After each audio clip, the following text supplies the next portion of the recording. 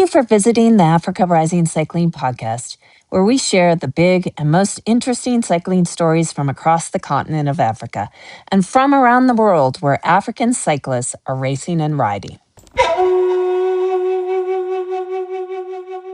Welcome to the Africa Rising Cycling Podcast, coming to you live from Benin and the Tour du Benin. Today we have a very special guest, a new sport director for the Benin National Team, Salami Avocetien. We spent the last week racing around this beautiful country from south to north and back again. 12 teams, 70 plus riders, and one new DS who we're talking to today. We also have Kimberly Coats with us from Africa Rising, who's been in the car with Salami all week, and it's been an interesting week. Welcome to the podcast, Salami. Thank you. So, Salami, before we get into Tour du Benin, tell us a little bit about yourself and how you got into cycling. Yeah, I jump in cycling as amateur cyclist. All my problem in that time was to ride my bike. Then in 2021, I met Team Africa Rising staff. And they come to Benin for teaching people how to use virtual cycling stuff and everything. So I started working with them and I was impressing them, and they start coaching me. They start teaching me some stuff about coaching in cycling. So at this time, to be honest, I have no idea of what I was doing in cycling. I was neutral. All my problem was to ride my bike and walking around people in cycling. So I was very passionate about cycling because I was studying in sports university, and actually I'm doing my master's in physiology. So at this time I have no idea of what I was doing. And after the African game in Ghana, I have all idea clear now, and I'm like, I can make it. I can learn something different, and I can help people to reach their goal. And then I decide to really learn how to be a coach, to really become a coach. So I passed the level 3 degrees in Ghana, and then I have, let's say, is the beginning of everything. And I have Adrian University. We work together. He teach me everything. He was professional cycling. He was Olympic cyclist, so he teach me everything. I learned a lot from him and all of Team Africa Rising staff. So it was very good to start cycling, to be in cycling like that. So I'm very happy to be in cycling. I think all the door opening very quick for me because I have the motivation. I was very passionate, and people there saw this guy, he want to do something. So Perfect. There's that name, Adrian Nianshuti, again. We'll let Kim explain a little bit more about the history as well, as Salami sits here in a Team Africa Rising t-shirt. So, yeah, matching t-shirts today. So Salami's a little modest. I'll give you a little history about meeting Salami. I came in 2021 after we all got vaccinated after COVID, and I came and Salami was 16 years old. He was baby Salami. Salaminetti. and he didn't speak any English. I don't speak any French, and he was there just helping me with the spreadsheet because we were testing riders. We had brought a couple Wahoo trainers, and we were testing riders to see who was who in Benin and who had talent. And that's pretty much what he did that first couple of times. And then as Adrian started to come, he got more interested in learning from Adrian. And Adrian's such a great teacher, and he's so patient. And the funny part is, it was probably a good maybe 2 or 3 years that I was working here, and I had a translator at the beginning who I still question whether he actually spoke English. And so one day after I came, I said something to Adrian in English, and this is the perfect example of who Salami is as a human. He said, so I said something in English, and instead of Adrian responding to me, Salami responded in perfect English. And I looked at him and I'm like, Salami, when did you learn English? And he goes, Coach, I had to talk to you. Your French is so bad. I just learned English. So in 6 months, Salami just decided to learn a whole foreign language on top of going to school and learning how to coach. So that's really Salami. That's who he is in a nutshell. And it's been quite fun to be here at Tour Benin with a very French chief commissaire who only speaks French. So we've been translating for Kim as well. Yeah, I'm that horrible American who doesn't speak anything other than English. And what's been funny in the car, it's tiring for Salami to be in the car driving. He's a fairly new driver, only 2 years actually having a driver's license, much less racing in an African race as a director. And sometimes we have to dial down the translation because his brain, thank God he's only 21, because his brain would explode otherwise. And obviously we had the prologue at the start of the week, but no cars involved, so you were arranging the team. But then stage one, your first ever stage as a DS, Sport Director, Directeur Sportif, UCI 2.2 race. How did that feel? Yeah, I think a lot of joys because I used to work with the women team a lot of time, but I never be full-time DS because I never drive in the race. So the stage one was, I think, the opening of a new door. I was very happy and I have a lot of energy this day. I want to go full gas because I think I overdosed my confidence. So as I was DS for another team, with you coming up behind on the horn, I can vouch for this. Yeah. So I was very proud of myself. At my age, I was very proud. I have many people around me. They are trying to teach me something to make me as a big man for tomorrow. So it was very it was very moment of happiness. So I really like it. I think it's memorable journey. I think I will write down it on my book. maybe in few years I will have a book, and then I will write this day. And another day is the day 3 because I get malaria.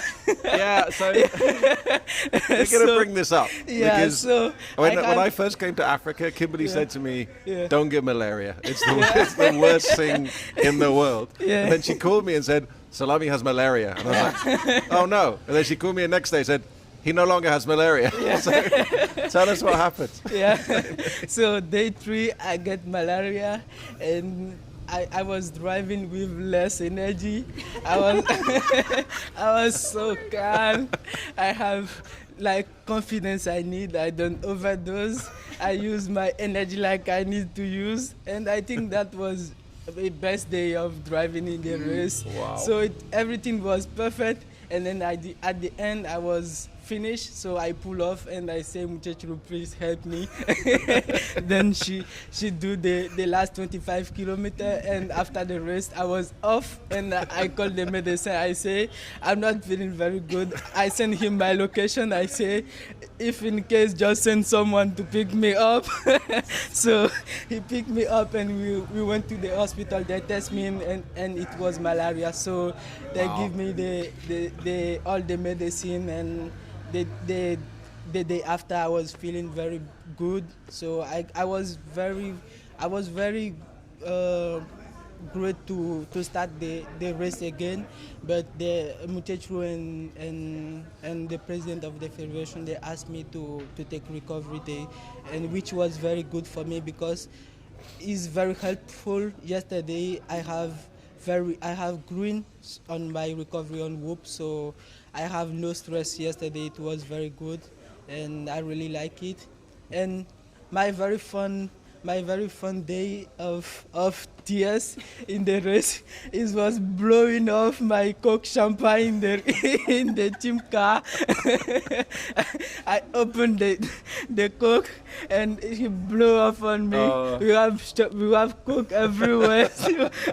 So I think I celebrate my race as DS in the car. To give that some context, so every day at 6 a.m. we have to pick up our water, and we get a lot of, this is Aquabel water from one of the sponsors, and they also give us Yazoo and World Cola, the local Coke. And the problem is, because we're in pickup trucks, a lot of it's kept in the back of the truck.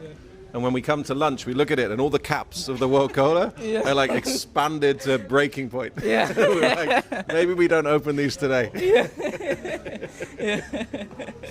And then I remember at the end of stage one, we were in the dinner, and the manager from Team Eritrea, Africa's #1 team, came over to you, and she found out you were your first ever day as a DS.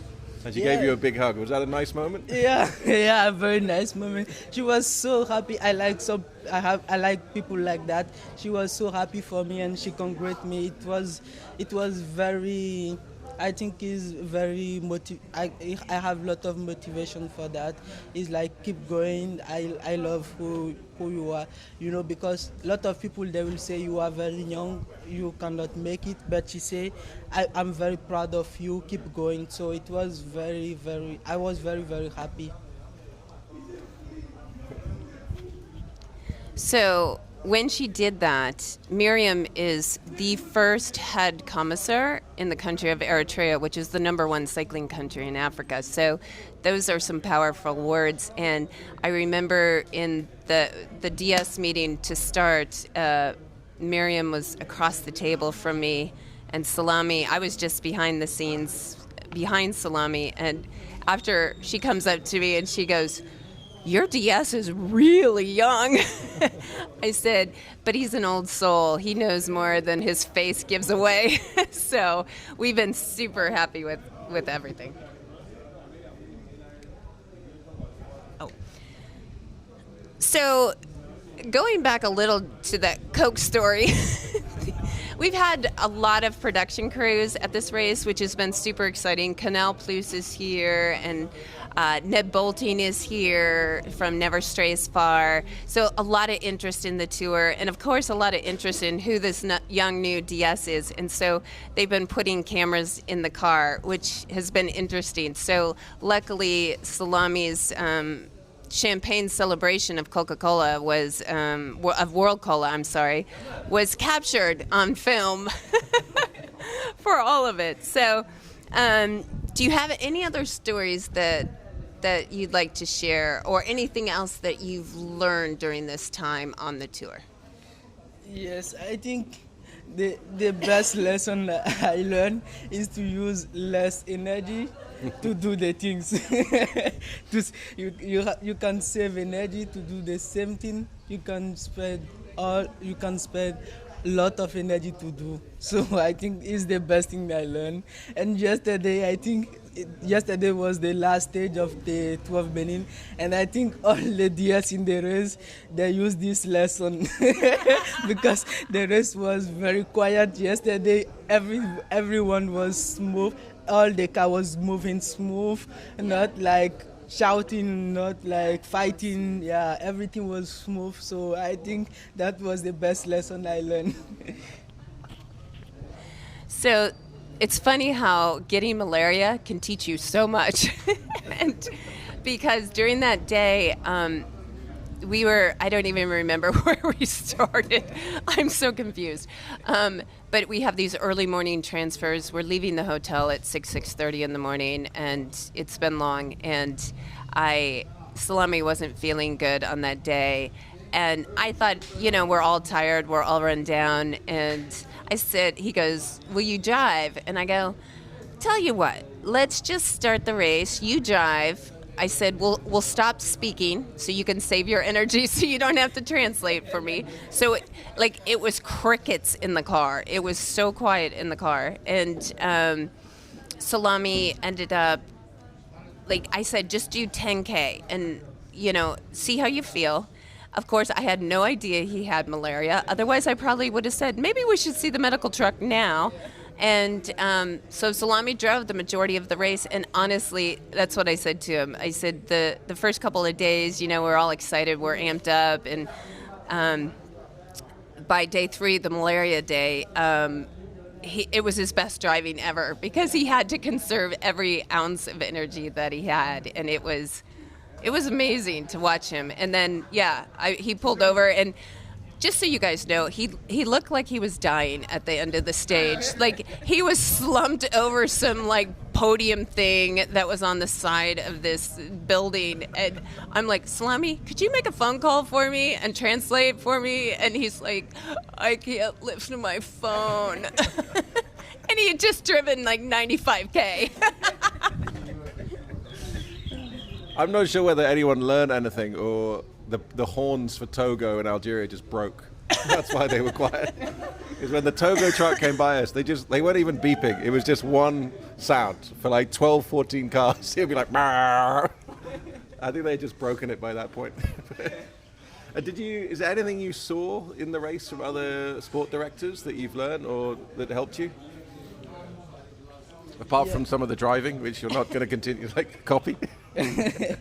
No, I think I have the ideal person in the car because she do a lot of race in Africa and she know how the race look like in Africa. So she really tell me what the race will be like before we start the race. So I really have the photo of the race convoy in my head before I start the race. So that make easier my brain. So I have the photo, and when the things come, I know I have to move like this way, and I have to do this and do this.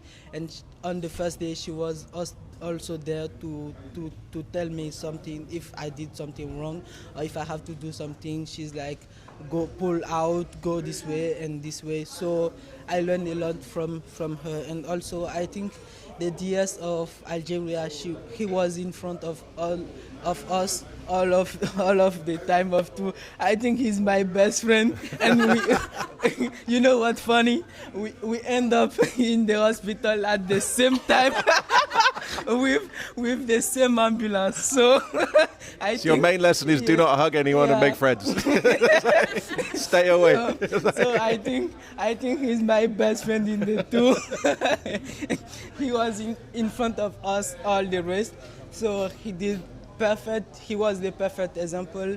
He drive like he need to drive. Yeah. He pull out how he need to pull, and he make my life easier, when you are a new driver and you have someone in front of you who drives smooth, it will make you easier. But when Burkina Faso come in front of you, you have big problem. You have to brake hard. So, yeah, those guys. I think Algeria was the best sport director as example. And I think fair enough. I was hoping you'd reference the fact you almost hit me and then I managed to avoid it. Yeah. I think we both avoided each other. It was nice. Yeah. I think he's my best friend. We end up at the hospital and he's like, my friend, how are you feeling? And I'm like, I'm good, because he have his soin who was dehydrated also. They give him some onion and some sodium. So he also feeling good now. So yeah, it was very, very great week passing with him. But that's also another life lesson for cycling, right? Is you make friends. You say that to the riders, make friends. And you have to do the same in the group. Yeah, I think is the most thing I like about cycling. We are all friends, and more than the cycling race, we are like a family. It's like Muchechuru, me and Muse. If I say Muse is Coach Jock. So, and we have a lot of Muse. Adrian also is Muse. You are Muse. So I have a lot of Muse and Muchechuru. So we are like family, The day I get sick, Doc called me and it made me very happy. I was very happy to hear from you. He's like, I hear you are not feeling very good. How is going? Are you still surviving? And I'm like, we have some fun. So it was very good. We are like family. So it's very great is the very great thing about cycling. I think if I can think of one or two things that Kim always says to me that we say to people is like, it's a village, And cycling's a very small community, and the people that choose not to engage and try and do their own thing and not be part of the community never succeed. And the people that work together and help each other across nations, always ones that succeed. Yeah, I agree 100% because I used to do World Championship, I used to do Tour of Burundi and African Champ, and Tour of Benin many times. I always see the same people around this race. So every time we meet and we are like friends, we have some joke time. We are like how the things going, how is your riders, and we make friendship. So it's always good to have them, and we keep in contact. So in cycling you can have a lot of contact when you are going to somewhere. Like example, last African Champ we did in Kenya, I have one contact of the DS in Kenya. We used to meet in Burundi and at World Championship. So I sent him message.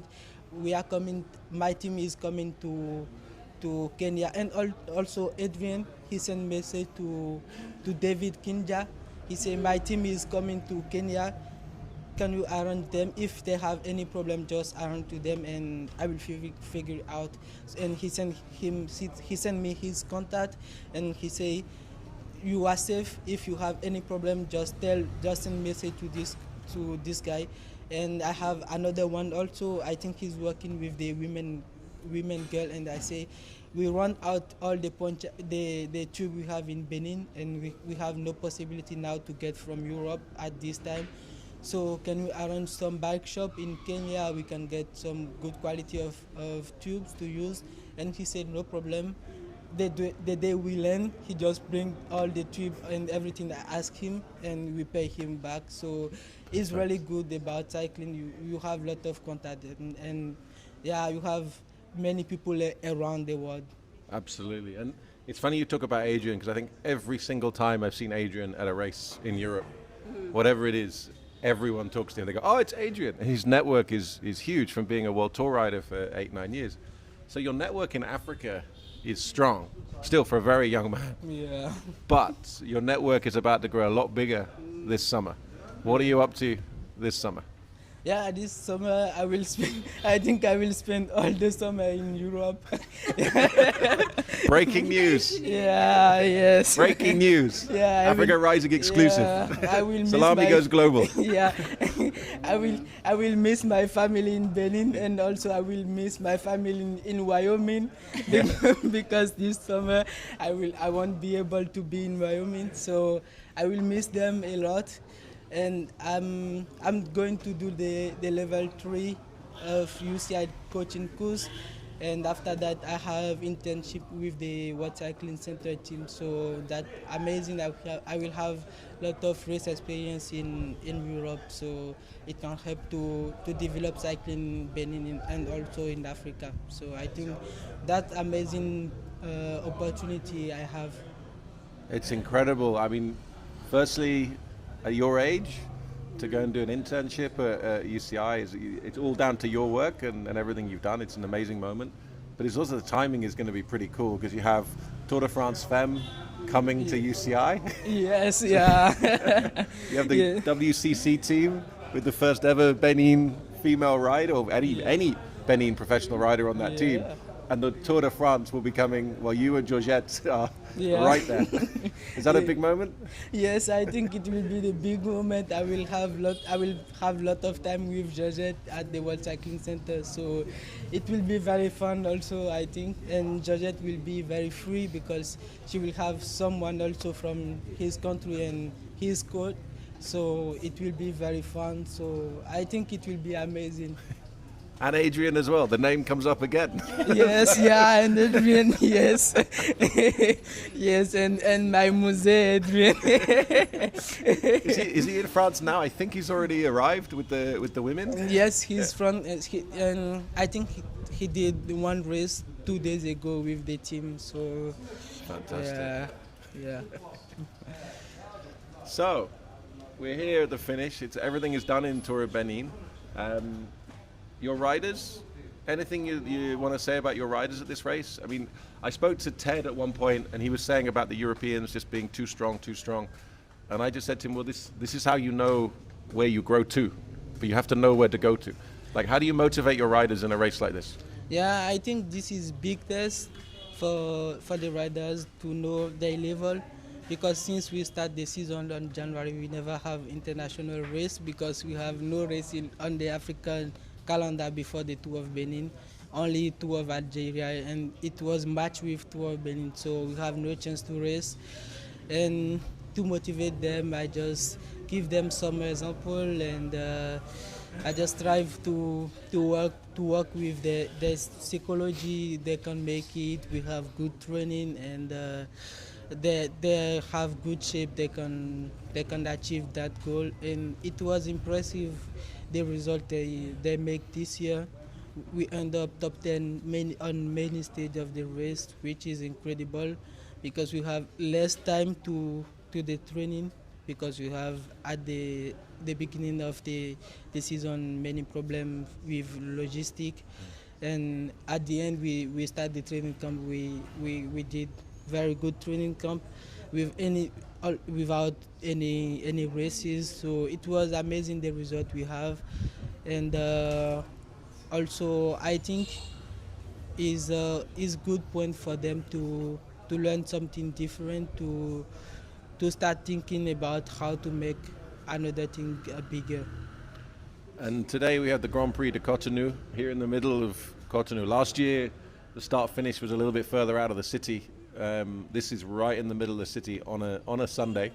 We've already seen a communique talking to people about how to avoid the race because of going to a mosque. How do you think it's going to be on the roads today? Yeah, I think today is Sunday, and in evening we will have a lot of people, a whole bunch out on the side of the road, so it will be amazing. Yeah. When we came in last night into Cotonou, the crowds were huge on the side of the road. It was wonderful to see at an African bike race, to see those kind of crowds watching the riders come in. I think the whole bunch was together at that point. So they saw the whole peloton hit Cotonou very fast, and unfortunately on that first corner very hard.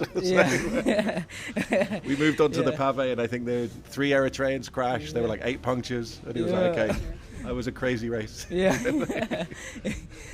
it's incredible. This is bike race. You know, to watch football, you have to be in the stadium or you have to be in front of your TV. But cycling race will come to you even in front of your house, so it's amazing. So I hope we will have a lot of people today, and we will tell them to drink a lot of water. Yes. to avoid dehydration. Yeah. I think that's been the number one rule this week is hydration. Yeah, because it's very hot. Well, thank you so much for your time, Salami. By the time this goes out on Tuesday, we'll have the result of the GP and we'll see how it goes. And then you'll be off to Europe, like you said, and we'll probably talk to you again maybe September or in August in Europe at UCI. Yeah, yeah. Thank you so much. I think we will meet in Swiss for the Grand Départ to the France Swift, to the France Femmes avec Swift. We will, I'm sure. Yeah. Maybe a day in the car in the race as well. Yeah. I think with Kubeka. Thank you, Salami. Thank you, Kim. Thank you so much. We hope you enjoyed today's episode of the Africa Rising Cycling Podcast. If you like what you have heard, please do share our podcast with your friends and on social media. Leave us a review or even make a donation to Africa Rising Cycling. All of this will help us to continue to bring you fascinating stories about African cycling.